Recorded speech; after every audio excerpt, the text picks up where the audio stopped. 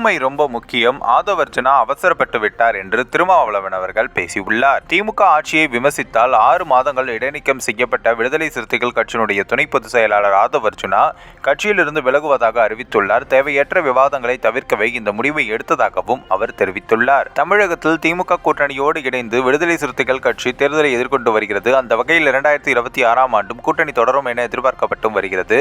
இதனிடையே விடுதலை சிறுத்தைகள் கட்சியினுடைய துணை பொதுச் செயலாளரான கடந்த சில மாதங்களுக்கு முன்பாக பொறுப்பேற்ற ஆதவர்ஜுனா கூட்டணி கட்சியான திமுகவை விமர்சனம் செய்து வந்தார். திமுக ஆட்சி மன்னர் ஆட்சி என்றும் 2026ஆம் ஆண்டு முடிவு ஏற்படும் என்றும் கூறியிருந்தார்.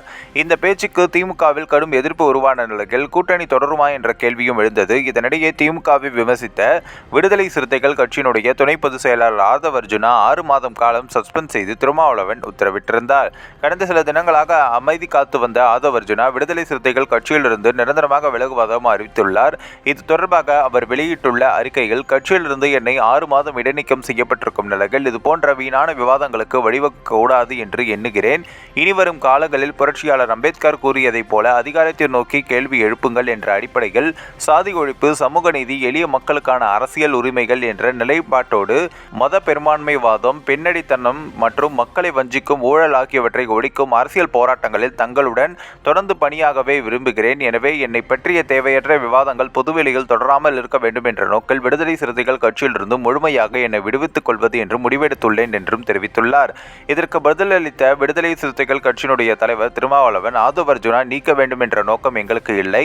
ஆதவர்ஜுனாவுக்கு ஆர்வம் அதிகமாக இருக்கிறது. உடனே எதையும் சாதித்துவிட வேண்டும் என்று துடிக்கிறார். அவர் என்ன நினைத்தாலும் அது கட்சிக்குள் சொல்லி கட்சியினுடைய குரலாக ஒலிக்க வேண்டும். சரி என்ற அடிப்படையில் தான் அவர் அந்த முடிவை எடுத்திருக்கிறார். கட்சியிலிருந்து நீக்க வேண்டும் என்ற நோக்கம் எங்களுக்கு இல்லை என்றும் தெரிவித்துள்ளார். பொது வாழ்வில் பொறுமையும் சகிப்புத்தன்மையும் எப்போதும் முக்கியமானது. அந்த வாய்ப்பை விடுதலை சிறுத்தைகள் கட்சியில் அவர் பெறுவார் என எதிர்பார்த்தேன். இது அவசரமான முடிவு. எனவே ஒரு அமைப்பின் கட்டமைப்பு புரிதல் ஆதவர்ஜுனாவிற்கு தேவை என்றும் கூறினார்.